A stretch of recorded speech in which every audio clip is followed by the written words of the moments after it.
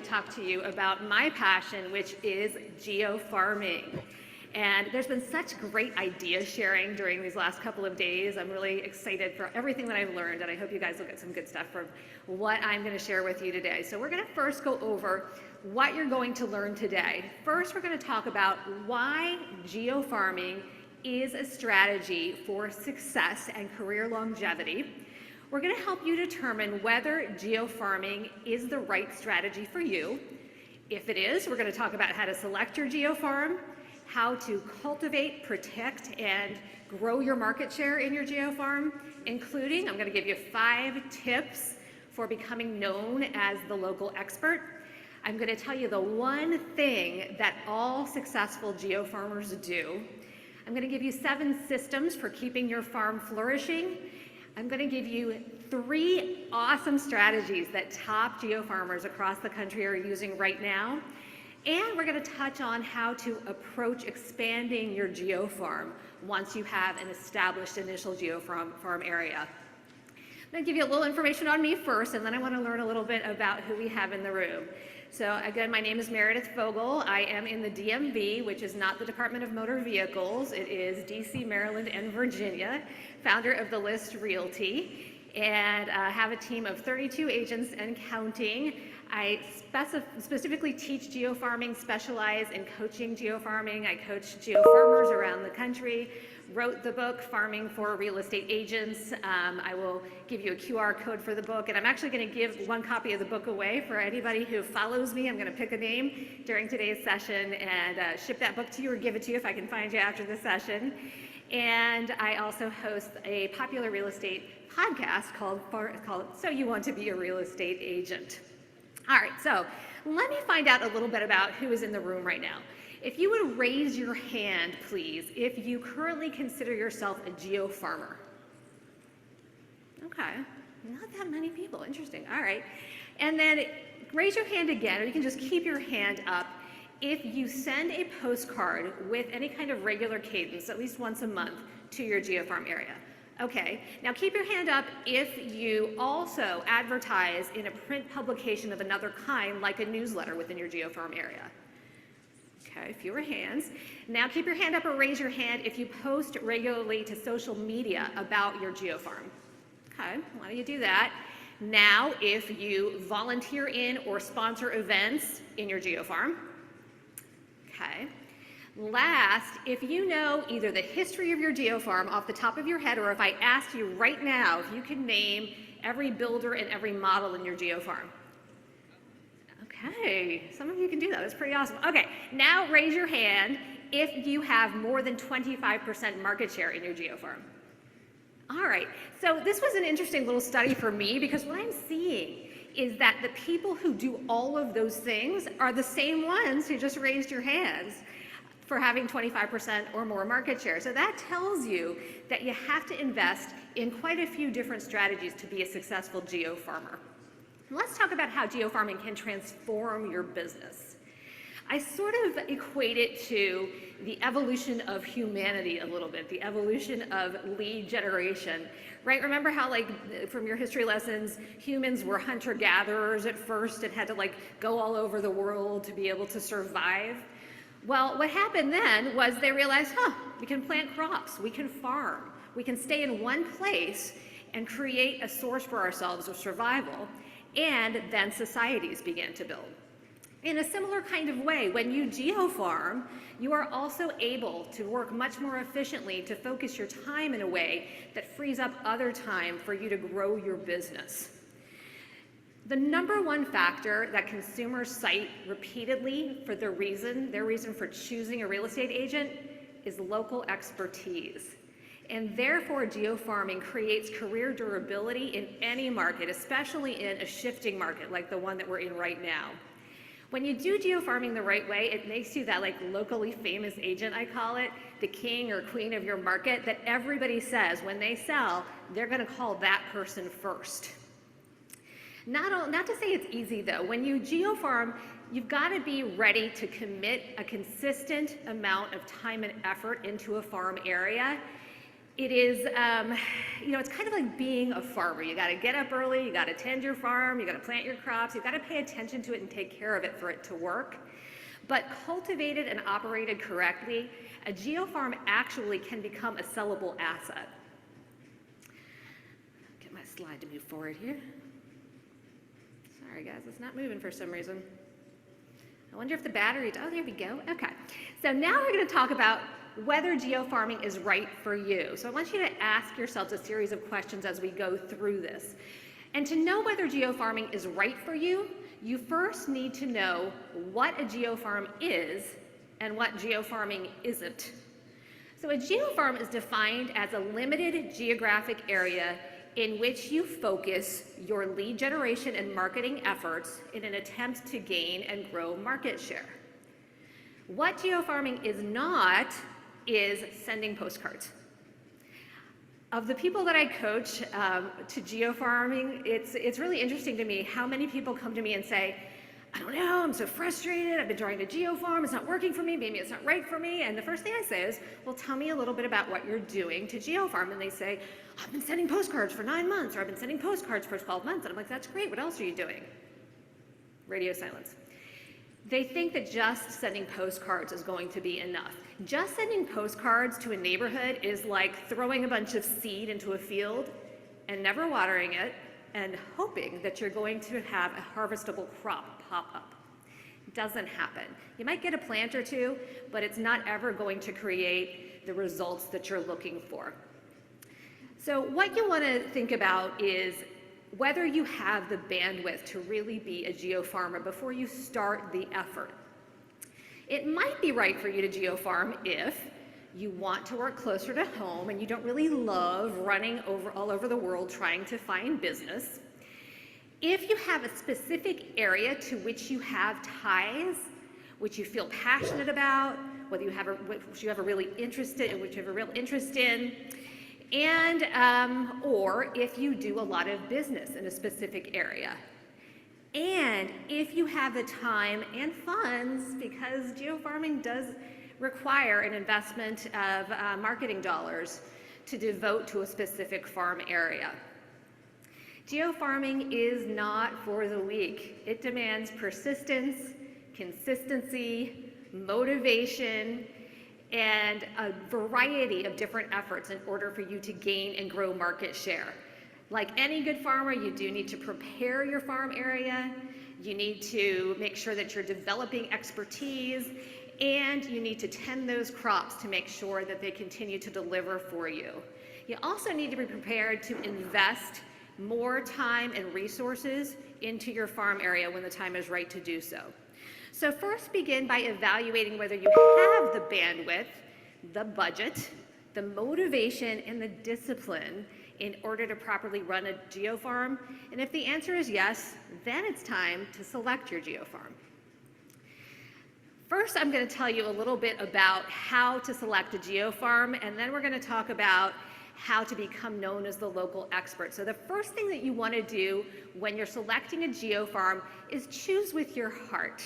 You want to choose an area that you do feel passionate about, because that passion for your farm area comes across when you're in front of a buyer or seller who is selecting a real estate agent.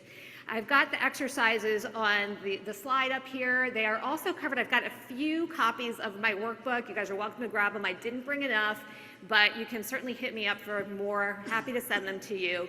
And this is all covered in the book too, which I'll share the QR code at the end. But essentially, you want to run the numbers using a series of calculations based on sales in your neighborhood to make sure that the farm area that you're looking at can actually support your goals in terms of the number of transactions and the volume that you need for this particular lead generation source. Then you need to vet the competition. And you're going to also run a series of exercises to look for things like trends in market share and performance to see how that competition is doing. If there are several dominant geofarmers in a particular area, that doesn't necessarily mean that there's not room for another farmer to come onto the scene. If you see a decline or inconsistency in the performance of one of the competitors, there might be room for you to come in. And Pro tip for you, if there is only one dominant geofarmer, you can bet that there is room for a second farmer to come in. That person will not be the right fit for every single agent. So once you have selected your geofarm, the next thing you need to do is prepare it. And the first step there is to become known as the local expert. So how do you do that? First of all, you want to know the neighborhood better than anybody. You want to know the history of the neighborhood. You want to know the builders, the models, the options. Get into as many houses as you possibly can. Don't just look at the tours or pictures on the MLS. Make sure you're going into the houses. Because again, when you're in front of people and telling them, you know why a house didn't sell because it smelled like cigarettes, or it was awful inside even though the pictures made it look good, all of a sudden you have expertise that your competitors probably don't have. You also want to make sure that you know of any plans for the future of the geofarm and that you're communicating that. Social media is a great way to do that. People will start to come to you and ask questions before you can even get the information to them. The one warning I'll give you is do not become inert in your quest for knowledge. And by that I mean, don't get paralyzed with the thought, oh, I don't know everything about the area yet. You can learn as you go. Start geofarming and then learn about the farm while you're doing it. 2, know where the buyers come from. Nothing is more impressive than going into a competitive listing appointment and being able to tell the sellers, using real data you've collected, where the potential buyers for their house are coming from. So how do you know that? Well, you could do it a couple of ways. You could run a poll in social media. Some people hold events and have a raffle with a survey asking where the sellers or the owners in the neighborhood came from. My suggestion is make phone calls or go door to door and ask people for that information. It's a great way to get some FaceTime with the people in your geofarm in a non-salesy kind of way. 3, make your farm area famous. Spotlight the local businesses, local events, area residents. Remember, the more exposure you give them, the more exposure you're also giving yourself. And contribute both to your community and to local publications, again, with never any expectation of getting. When you give with no expectation, you always get. 5, market the heck out of your geofarm successes. Every time you sell a house in your geofarm, you need to make sure that you are shouting it from the rooftops. Use social media, use print advertising, and use signage. One of the little tricks I will give you that we used very successfully early on was sale arrows positioned at every intersection in our farm area, pointing to all of our listings. And what was really cool about that is even when I only had one listing, everyone was like, man, I see your signs everywhere. I was like, yeah. It's very, very effective. And if you're in a city like we are, try to do it with the blessing of the city, or at least during times that the city is not working and you're not going to get your signs taken. Make sure too that you are getting testimonials from the people that you are helping. All right, now we're going to talk about the one thing that all successful farmers do, and that is send postcards. But there are some basics that you really need to adhere to if you're going to commit to a postcard campaign. One is that consistency, pick a cadence and stick to it. 2 is committing to repetition. Make sure that you have a plan built out already for those postcards to go so it's plug and play for you. Because if you're doing it sporadically, you're never going to see the results from it. Stick to a rule of thirds cadence. The rule of thirds cadence is that your postcard should be 1/3 resource, like a market update, 1/3 proof of success, like a look at all the houses I sold or a testimonial from one of your clients, and 1/3 should be a special offer of some kind, like a free staging consultation or something like that. And then you want to pepper in your just listed, your under contract, and your sold cards as add-ons to that regular cadence of cards that you're sending. Now, here are a few tips for plussing your postcards. And again, this is one of the first things I often do when I'm coaching new clients is I look at their postcards and I tell them a few little tweaks they can make, and it makes a humongous difference. One is include a clear call to action. I'm always so surprised when I see somebody's postcards and it doesn't say anything like, call me today, or even have your phone number on it in a place that tells the consumer what to do. Remember, you gotta tell people what to do in order for them to do it. 2, include a QR code. The QR code makes your postcard interactive and also makes that postcard a lead capture tool for you. 3, keep the message clear and singular in each postcard.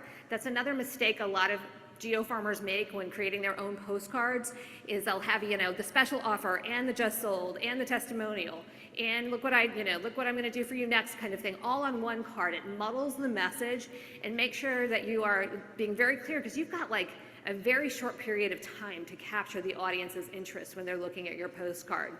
Use a lot of white space too. That really helps people focus on your message, that like 2-second period they have between the time they take your postcard out of the mailbox and throw it in the trash. Use EDDM, that's every door direct mail. That makes this very plug and play for you. And another tip is to add 100 addresses, especially if you're starting out as a geo-farmer.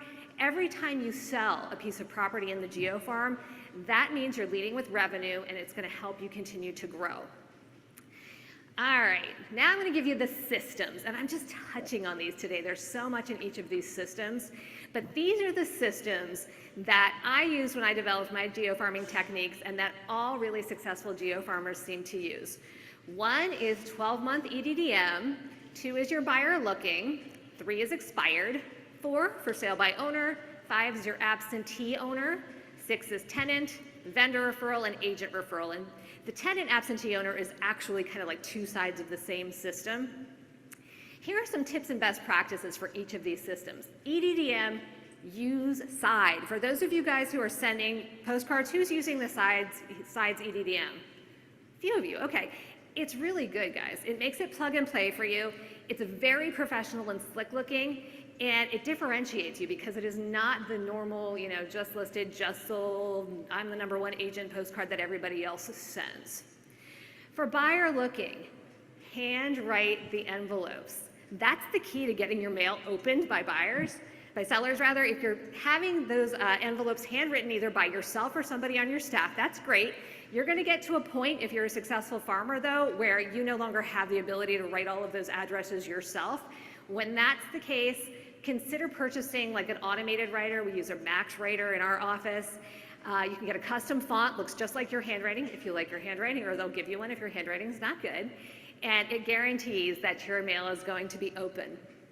Also, when you have a house in your farm area that buyers are looking for, consider using some kind of a system like Sly Broadcast that will be able to send the message out to everybody in your farm area at scale who has a similar house. Make sure your messaging sounds very personal, like you're just talking to one person, and schedule time after for the phone to ring. The first time I used Sly Broadcast, I got tons of phone calls right after I sent my first one out. I was really not expecting it to work as well as it did. Got 1 sale from it and 3 listings, so needless to say, I keep using it. For expireds, use a system like Vulcan 7 to get the information for contacting the sellers, and use the message, I know why your house didn't sell. That gets people calling you back really effectively. For sale by owners, consider a system like the Fair Trade Agreement. Again, I go into this in the book. I'm going to just briefly touch on it today. The Fair Trade Agreement essentially allows you to be a resource for the seller as they attempt to sell the home on their own, while and in exchange for you gathering buyer information from the seller for people who have come through their house for whom that house is not right. And then it is creating a trusting relationship with that seller if they're unable to sell the house themselves, and on the off chance that they are, you've got the buyer leads from it. Absentee owner tenant system. So again, this is like two sides of the same system because it's based on the same address, although you need separate contact information for each. I'm just gonna briefly touch on this. You wanna mix up postcards and letters with absentee owner tenant system. Vendor referral. Remember the people to whom you refer. Remind them to refer back to you, because remember, they need those reminders. When you're referring, reach out to them and tell them you referred, and set the expectation that they're going to send referral business back to you. And think about creating some kind of a community for the vendors that you work with, these real estate kind of ancillary services. They probably don't have a support system or mastermind like we have for ourselves in real estate. They really value that kind of support. And then agent referral. Use newsletters. So this was one that I got kind of resonant to right away, which was that I had one agent who was a Hilton Head agent for years sending me this newsletter. I don't think I ever read the content in the newsletter, but it had this really cute little banner with like a little, seagrass and a wave on the top and the Hilton Head Realtor logo. And I would just delete it. I never unsubscribed from it. But lo and behold, years later, I had a buyer looking in Hilton Head. Guess who I called? The Hilton Head agent who had been sending me newsletters for all of that time. So my suggestion is for the systems, start with EDDM, get that up and running, and then layer on each system one at a time, buyer looking, then expired, and make sure each system is fully operational until you plug the next system in. If you try to do it all at once, you're gonna get overwhelmed, and you probably will not ever really get real traction. All right, now I'm gonna give you 3 strategies top geofarmers are using now, and full credit goes to my GeoFarmers Mastermind group. You guys are all invited to join it. It's a Facebook group for these ideas. One is going door to door. And for those of you who have been going door to door or have team members who are, you know that right now it's kind of weird. Like after COVID, it seems like people are more receptive to people coming to their doors for some reason. So they open the door and make sure you have something of value to give them. Don't just give them the same old CMA or market update that everybody else is giving them. Give them something special. So this is credit fully to one of my GeoFarm Mastermind group members. This is the golden ticket. This is what she's giving out to people. So she was driving back on one of our mastermind calls, and she was coming from a listing appointment. We were like, oh, how'd you get the listing? And she's like, this was her holding up the golden ticket in her car. So she had come up with this idea that entitles the bearer to 1% off the total commission when it is redeemed within a certain period of time, and it's only good for the first 50 tickets redeemed. She was also delivering these with a chocolate bar, which I thought was really cute, kind of like a little throwback to Charlie and the Chocolate Factory. And we thought like, well, only 50, but then I was like, 50 listings, that's great if you get 50 listings from that. So when you're doing it, you don't give it to everybody. You talk to the person first and see whether they are a candidate for the golden ticket. If they have had thoughts of selling, then you talk to them about it. If not, you ask, of course, do you know anybody else who might benefit from this offer? The second thing that top farmers are doing right now is telling their story using mostly video via social media. And they're often getting their clients involved, and they're specifically targeting the audience that they want to work with most. So for example, they're using what I call a who and do what statement to come up with who it is that they want to work with and what they help those people do. So for me, for example, my who and do what is I help Kentlands and Lakelands homeowners who want to make house-to-house moves. I help them make it easy. So what I'm doing is I'm, getting in front of the sellers who want to do 2 pieces of the transaction. They want to sell with me and they want to buy with me, often in our same neighborhood. And I know that I'm not excluding other areas of the market because by virtue of helping those people, other people will also recognize that I'm the farm expert and come to me. And the other thing is seminars. Anybody in here using seminars successfully? Wow. Nobody. Okay, so in my GeoFarm Mastermind group and other masterminds as well, people are using seminars very, very effectively. A lot of it is the pre-marketing, which I'm not going to get into today, but seller seminars, buyer seminars, seminars presented with a real estate partner. We just had one on secrets for staging for a successful sale that was fabulous. It creates an opportunity for you to get in front of your audience at scale and actually will render transactions right from the seminar. All right, last we're going to talk about how to expand your geofarm. First of all, consider farming in an adjacent community or a similar neighborhood, like another resort community, another 55 and over, another similar condo community. And remember those neighborhoods that you determined your buyers were coming from for your geofarm? Those can be great expansion farms for you too. When you do this, you want to complete the same exercises that you did to identify your initial geofarm and consider finding some investors to help offset the cost of marketing into the new area. You can also consider team farming, and that means either bringing on a partner or a team member who lives in that expansion geofarm to help farm in that community, or another established agent who has some market share but can use your support and systems to help grow. Done properly, you are going to harvest immeasurable rewards from your geofarm, and I think you will find that it really will transform your business. All right, 8 seconds left, not too bad. So make sure that you follow me on Instagram, Meredith Vogel Team, and I will draw a name for the book. And please consider joining the GeoFarm Mastermind group on Facebook. I don't know, I have 10 seconds for questions. Do I have time for questions, or I really don't? One question, I have time for one question. Oh, sure. Thank you. One question. Hi. Oh, hello. Hey, thank you. Beautiful information. Thank you. Really need guidance on this. My company is very heavily branded to San Francisco, but I live across the Golden Gate Bridge. 25 years, I raise kids on the other side, and that's my sphere of influence. So I'm always bipolar. I don't know how to, I'm really trying to figure out how do I farm both separate communities. Is it doable? It is doable. So are you already farming one community successfully? Mostly just one and kind of ignoring the other.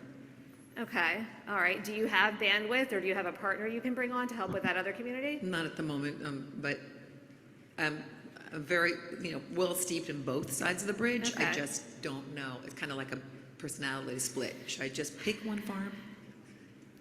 You could, but in answer to your original question, can you do it? Yes, you can do it. I had a very similar kind of a situation when I expanded my geofarm originally, and I was just like not getting traction in this other geofarm. One was because, like you said, I was kind of ignoring it. I didn't have specific ties to it yet, but one thing that I did do was a special offer in that new geofarm that started to open the doors, because I knew as soon as I could get in the door, I could close the lead, but I wasn't getting the opportunity to get in the door, so the special offer, like the golden ticket, helped me get in the door. So you might consider that, and then just layer on those farm efforts. Thank you. You're welcome. Thanks, everybody.